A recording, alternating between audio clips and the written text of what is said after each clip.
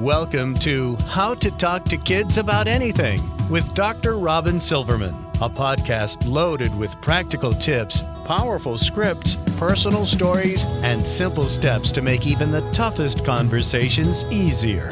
So get ready to get the information you need to make the impact you want from someone you trust, your friend, parenting expert, Dr. Robyn Silverman. Hello and welcome to How to Talk to Kids About Anything, where we give you the tips, scripts, stories, and steps to make even the toughest conversations easier. I'm so honored to be your host, Dr. Robyn Silverman, child and teen development specialist, author, and speaker, and most importantly, parent of two great kids who give me the opportunity to love, learn, and grow every single day, whether I want to or not. Believe me, I get it. It's not always easy, but we're in this together, and we have some great people helping us along the way. Now, many of us in the past have been taught that we should not see color, not to mention color, when looking at people around us, in our community, in our schools, or in the various towns, cities, states, and countries we live in. But is parenting this colorblind way really the method of eradicating racism? There are major tragedies involving Black and brown people, discrimination that they must contend with every day. So pretending that color doesn't matter isn't helping, because it does matter. How people look at race and treat people across races must be discussed in order to erase racism. Through empathy, critical thinking, asking key questions, and allowing for uncomfortable conversations to happen, we not only teach kids how to not be racist, but how to be anti-racist. Actively pursuing a community and a world where racist structures are challenged, mistakes are admitted, and new paths are forged so that true equality can be achieved. How do we raise an anti-racist? How do we engage in these critical conversations? For that, we turn to my next guest, Dr. Ibram X. Kendi. Dr. Ibram X. Kendi is the Andrew W. Mellon Professor in the Humanities at Boston University and the founding director of the BU Center for Anti-Racist Research. He is the contributing writer at The Atlantic and a CBS News racial justice contributor. He is the host of the New Action podcast, Be Anti-Racist. Dr. Kendi is the author of many highly acclaimed books, including Stamped from the Beginning, The Definitive History of Racist Ideas in America, which won the National Book Award for Nonfiction, making him the youngest ever winner of that award. He has also produced 5 straight #1 New York Times bestsellers, including How to Be an Anti-Racist, Anti-Racist Baby, and Stamped, Racism, Anti-Racism, and You, co-authored by Jason Reynolds. In 2020, Time magazine named Dr. Kendi one of the 100 most influential people in the world. He was awarded a 2021 MacArthur Fellowship, popularly known as the Genius Grant. He has now authored a new book called How to Raise an Anti-Racist, and that is the topic of our podcast today. So welcome, Dr. Ibram X. Kendi, to How to Talk to Kids About Anything. It's great to be on. Well, I'm thrilled to have you. I've been really looking forward to this interview. I think your book is incredibly well written and very easy to read for the parent and educator. Before we get fully immersed in our discussion about how to raise an anti-racist, can you tell us what gets you up in the morning and what set you on this path of writing about raising an anti-racist? Well, it's interesting because the answer to those two questions, there are many answers to those two questions, but I think two of the overlapping answers are the same for me. You know, one of the things that gets me up in the morning and one of the things that sort of propelled me to write this book was seeing just the smile of my daughter, my 6-year-old daughter, and knowing how painful racist ideas or racism can be for adults, and even more so for kids, because they don't really understand what's happening to them. And wanting that smile to remain by actually engaging with her, by actually instilling with her that there's nothing wrong with her skin color, so that she knows that through and through before anyone tries to tell her differently. Just as a parent who has a white child who is instilling in them that, you know what, you're special when you are nice, you're special when you share, you're special when you're kind, but you're not special because of your skin color, before the world tries to tell them something differently. So that's what, just to keep that joy with our kids. I mean, that wakes me up in the morning, and that certainly has propelled me to write this book. Thank you for that. I would love to get the lay of the land for those who haven't read your book yet. In the past, many parents thought that they were doing the right thing by parenting the colorblind way. That is, according to your book, avoiding any mention of race in discussions with their children. And they might see an act of discrimination and say, we're all the same, and not much more, or hush the child when the child describes a teacher or a store owner or a friend by the color of their skin. They might say nothing when another story of violent racism comes on the news. But this is not, in your words and in your opinion, in your book, this is not raising an anti-racist when we parent in the colorblind way. So tell us, what is wrong with parenting in the colorblind way, and what key shifts must we make instead when an opportunity to discuss race comes up or anti-racism comes up? Well, I think, let me give an example. One of the things we do as parents is when we have young children, we're crossing the street with them, we teach them to look both ways. We talk to them about what's going to happen if they don't look both ways. We have a recognition that there are drunk drivers out there and there are distracted drivers out there. And we also have a recognition that it's important for our kids themselves to have the skills to be able to cross the street on their own. I'm mentioning that because I know you're probably like, where is he going with this? I'm mentioning that because it's the same thing. If we understand like racist ideas, dark is ugly, light is good, as like cars that are literally going to hit our children. The parenting in the colorblind way is just sending them out to cross the street, not encouraging them to look both ways or to identify that as a wrong idea. And so what happens? They get hit. And so for me, this, raising our kids to be anti-racist is about protecting, them. And one of the ways in which we protect our kids is by answering their questions about any difficult topic, including race. And I can remember recently my daughter, Imani, my wife, Sadiq, is a physician, and she mentors someone, and that her mentee sent her a video of a medical school graduation because her mentee was graduating from medical school. And my daughter saw the video and looked at my wife, the real Dr. Kendi, and was like, where are all the brown people? Why aren't there more brown people? Mm. So at that moment, we have the option of saying, don't say that, ignoring the question, or answering the question. Right? And if we say, don't say that, what are we saying to our children? Actually, in the book, I argue that the first lesson kids receive about race from their parents and teachers is to not talk about it. Right. That's the first lesson. So we're talking to them about race by saying to them, don't ask us your questions. So then they're going to go and look for other answers. So they may find those answers from, let's say, a white supremacist who's lurking online in a multiplayer video game. They may find that answer from another 5-year-old kid. Why shouldn't we be the one who are answering that question? That's precisely what we did. And we talked about bad rules, unfair rules, and she knows all about unfair rules because she doesn't like her bedtime rule. Completely unfair, I'm sure.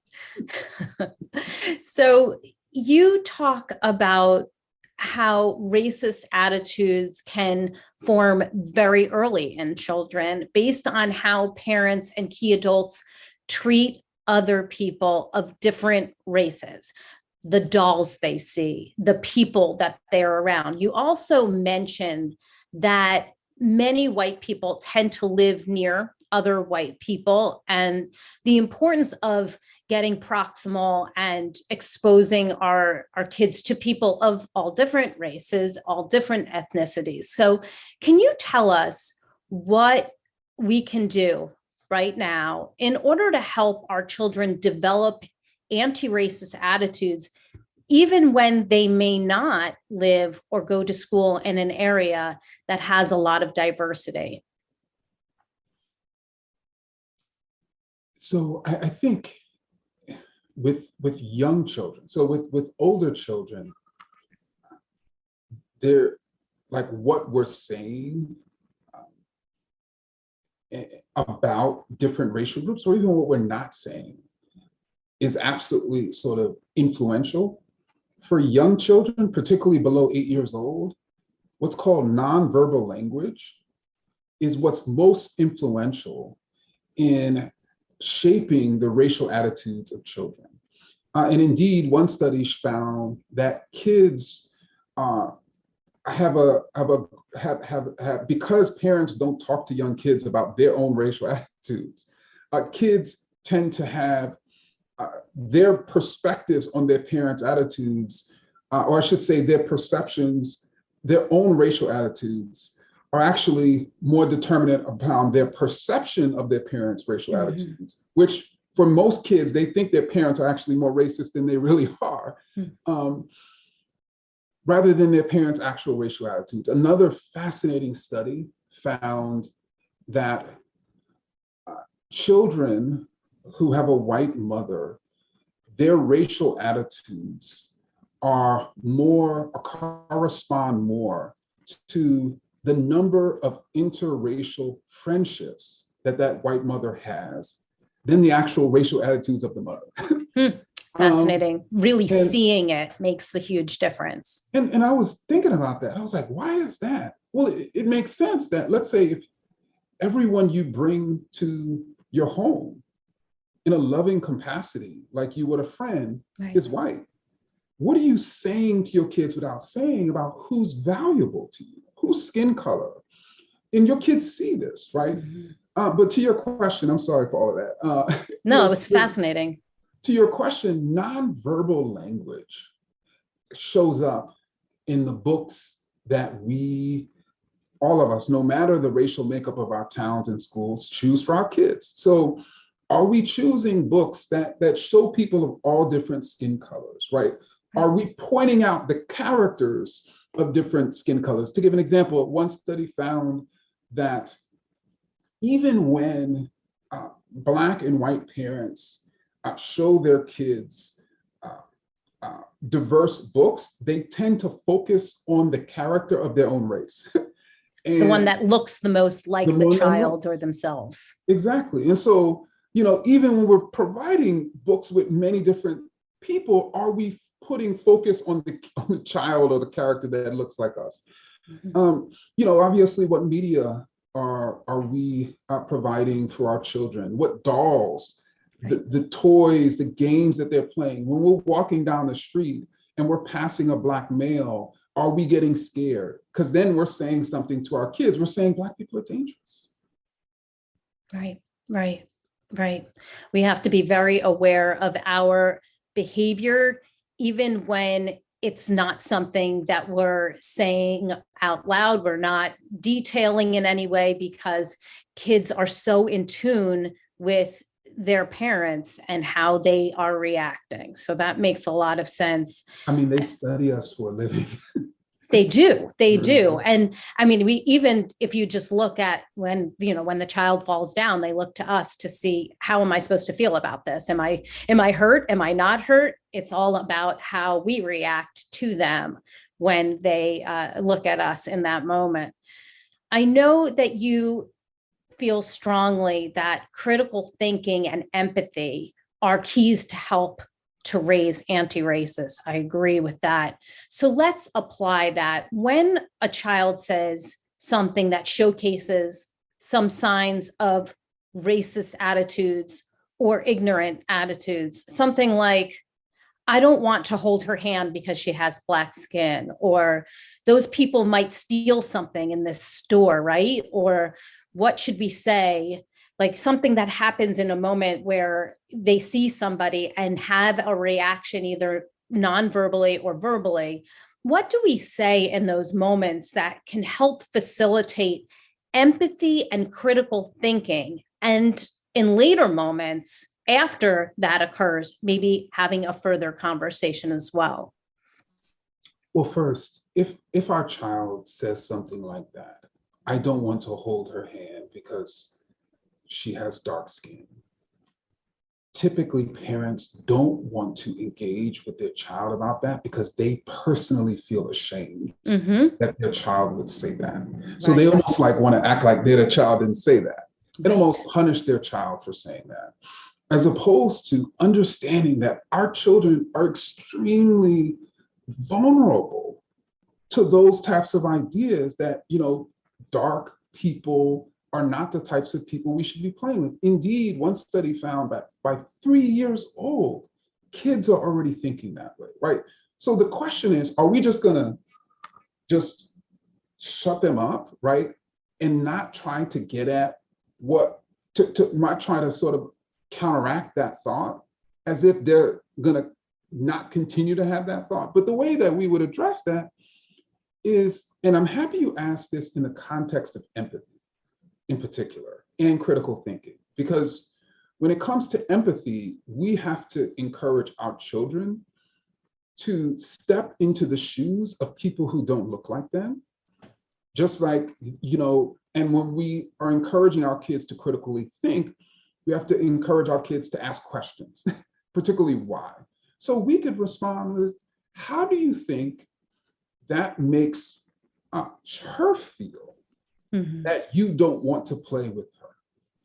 We can ask that to our child. We can ask that to a 4-year-old child. And that question, scholars of empathy are constantly encouraging us to have more inductive discipline, in which when our child misbehaves, particularly relative to another child, instead of punishing that child, saying, how did what you did make that other child feel? Right. And so, that's how I would respond. And I would also respond, how do you think it makes her feel that you think there's something wrong with her skin color? Like, and so, because we have to sort of get to the feeling and get the child to think from the standpoint of that other child. And then we can talk about the larger idea that all the skin colors are equal. Her skin color and your skin color are both beautiful. Right. We have to be so careful with saying something like, don't say that, because we want to engage in conversation with our kids about these critical topics. We don't want to shut the conversation down so that our child doesn't ask questions or doesn't feel that they can say something to us. That is how they learn. That's how they grow. That's how they evolve. And by using empathy in this case, they can apply it in other cases when you're not around. Isn't that the case? Exactly. And scholars of empathy have found that children who have higher levels of empathy are less likely to be bullies. Yes. And are less likely to hold prejudicial thoughts about other groups. They've also found that kids who learn critical thinking skills are also less likely to express bias about other groups. Right. Okay. So I marked up a bunch of pages on anti-racist education in your book. You point out that it's vital that we discuss with our children, 1, not judging a person by their skin color, 2, how rules can make things harder for people with darker skin, 3, researching answers together, 4, modeling anti-racist behavior, 5, telling them about our outrage about negative treatment of people with darker skin, and 6, making amends for mistreating a person because of their skin color. What would some of these types of conversations sound like? What your top conversations would sound like that might address some of these critical points that you make in the book? So the example that came to mind was something that a story I wrote about in How to Raise an Antiracist, and that's when I think I was about 8 or 9 years old, and I was walking through the mall with my mother. Yes. And I noticed that there was a white sort of clerk who was following us. Right. And, we kept moving and moving, and she just kept following us. It wasn't saying, hey, can I help you? Just following us. And I was just like, what the heck? What is going on here? And eventually I asked my mother, was like, why is that woman following us? And my mother looked up and looked straight at the woman. So she already knew that the woman was following us, and basically said she's following us because she thinks we're going to steal something. And then she went back to looking at whatever she was looking at and basically moved on. And then I also contrasted what she said. I sort of imagined that, let's say if there was a white child my age who saw exactly what was happening, and that white girl asked her mother, why is that person following them? Mm-hmm. And I can imagine her mother sort of saying, oh, don't say that. Mm-hmm. Right. And I asked my mother later, like, why did you say that? Why didn't you explain to me, what's called racial profiling, right, and sort of break down racial profiling as a concept, and then ask me, is it fair? Is it right? Is it wrong? How do you think it makes, people feel? How should we be responding? I was old enough to have that conversation, but, she accepted racial profiling as this is the way it is, and you just need to accept it. Mm-hmm. Just as I can imagine some white parents sort of denying its existence. Mm-hmm. So a total acceptance and a total denial is going to cause us to not want to engage with our children of different mm-hmm. races, about it. But I'm mentioning that because that's a situation in which a child initiates the conversation.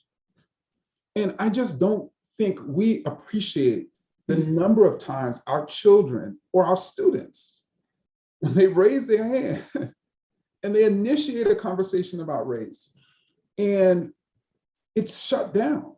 Right. And right. As opposed to, and then there are times, right, in which we may not know the answer. Mm-hmm. And a parent or a teacher can say, I don't know. Let's figure that out together. Mm-hmm. Let's find a book that discusses it. Let's go to the library this Saturday and look for books that analyze it. Let's hop on the internet later when we have time, to research this. And so I'm just, I think you can see I'm really emphasizing that our kids are going to ask those questions. But then there are times in which our kids don't, but we can put them in situations to ask questions.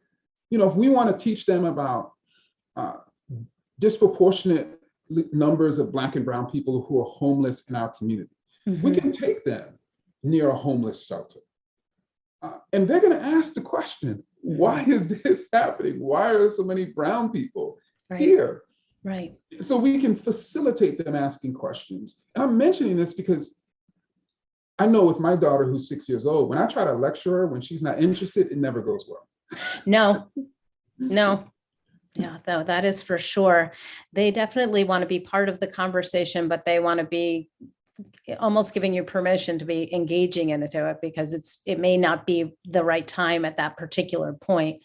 And I was thinking while you were talking that I wonder if this would also be a good time to bring in that empathy piece that you were discussing, where it's not just how do you think that makes them feel, but while you're watching this, like what's happening in your body? Like, how do you feel watching this racial profiling happening? Are you feeling uneasy? Because you want to make sure the kids are paying attention to that uncomfortable gut feeling that's telling them something's wrong here. Yeah. And this is not the right situation. This is not okay. Would you agree with that? I would. And oftentimes kids are experiencing something related to race, and they it makes them feel uncomfortable and Yes.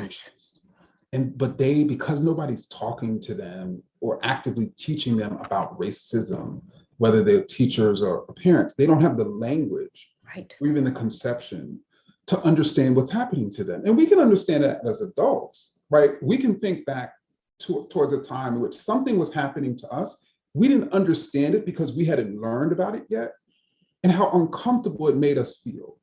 And the flip side of that is once we understand it, yes, it's an uncomfortable situation, but we know how to navigate ourselves out of it, or we know how to not ruin our lives or our days. mm-hmm.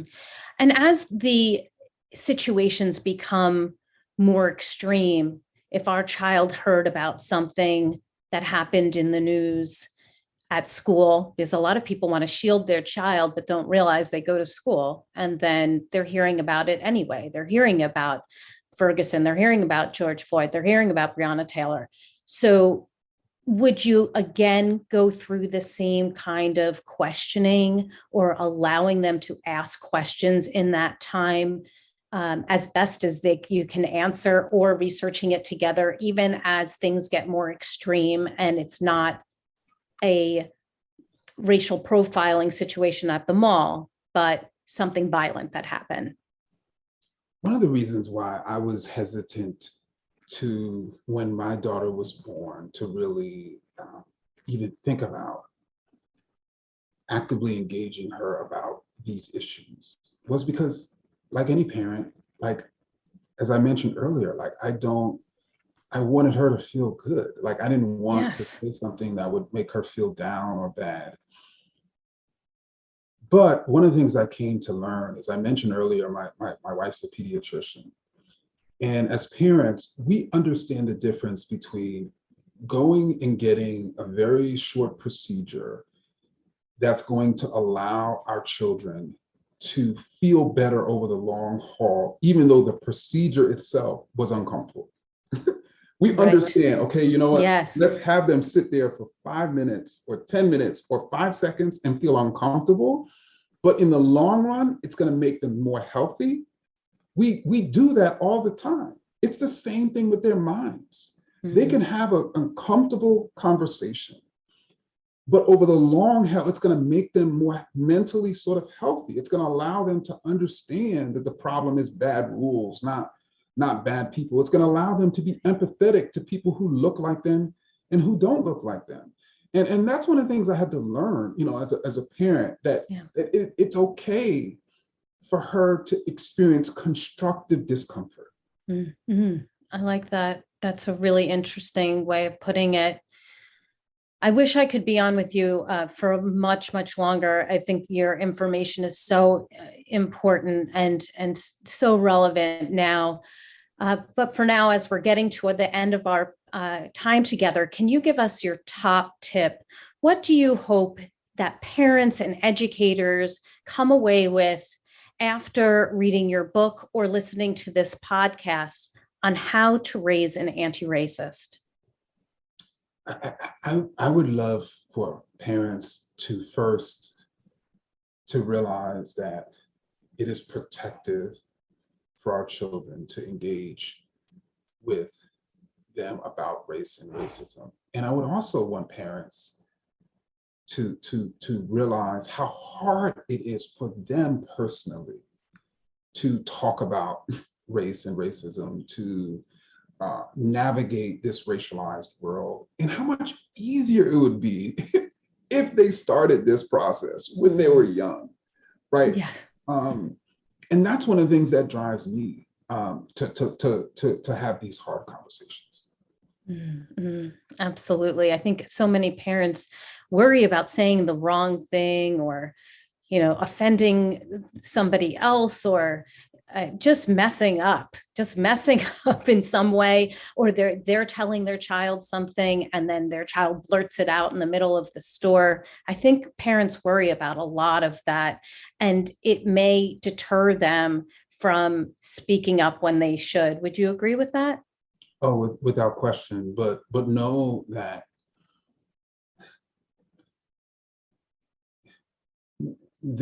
to be a parent is to make mistakes. For sure. and to make mistakes constantly. And so we're going to make mistakes, particularly even about when raising our kids to be anti-racist. We're going to make mistakes. The question isn't whether they're going to make mistakes. The question is, are we striving to do it? Are we trying? It's just like we're going to make mistakes when we're trying to, ensure our children grows up to be kind because they're going to see us at times not being kind. That's for sure. But that's not the question. The question is are we trying, generally speaking, to model this? Are we actively trying to ensure our kid, is kind despite those times which we're making mistakes? And just because we say an unkind thing one day doesn't mean we are a mean person. Just like anti-racist and racist are descriptive terms. These aren't identities. And our children can change and grow just like we can. Give us the resource of the week. Where can we go to get more information about you, your book, and the work you're doing? So IbramXKendi.com. It's my website, which I think has all the information on how to raise an anti-racist, and even my other picture book that's coming out this week, Goodnight Racism. And that's IbramXKendi.com. Excellent. And all of those links will be on the podcast page on my website. I want to thank you so very much for being on the podcast today, for giving us your strategies, your heartfelt ideas, and really giving us the permission and the words to talk about a tough topic, even when we're uncomfortable, because we're uncomfortable, so that we can move forward and really create a world that is anti-racist. So thank you very much. You're welcome. Thank you for having me on. Well, I've got my takeaways, and sweet friends, I know you have yours. Let's discuss them. Come up to Facebook and go to the Dr. Robyn Silverman page, or let's chat about it at drrobynsilverman.com or on Twitter under Dr. Robyn. And I'm also on Instagram under Dr. Robyn Silverman. And if you love this podcast like I did, and I know how helpful it is to really hear from somebody who understands the topic completely, would you please go up to iTunes and rate and review it so other people can learn about these outstanding strategies, solutions, talking points that Ibram X. Kendi brought into our world and use them in their own homes. I truly appreciate it. That's all the time we have for today, my fellow parents, leaders, and educators. Thank you so much for tuning in to How to Talk to Kids About Anything. For more information on books, articles, speaking engagements, or curriculum, please go to drrobynsilverman.com. So many great podcasts up there, and the show notes to this podcast will be up there as well. I look forward to weathering the storms and enjoying the sunny side of life together. And please remember, even on the days when you fall short, you've got this. You're here, you're getting the information you need. I know it's not easy, but never forget, there's always tomorrow. Parenting often provides the ultimate do-over. I see you, and I'm right there with you. And as there are moments when we doubt our know-how, our choices, and our sweet sanity, please know you are 10 times the parent you think you are. Until next time, this is Dr. Robyn Silverman with How to Talk to Kids About Anything. Please tune in again and keep connecting through conversation. See you next week. You've been listening to How to Talk to Kids About Anything with Dr. Robyn Silverman. For more information on books, articles, speaking engagements, or curriculum, please visit drrobynsilverman.com.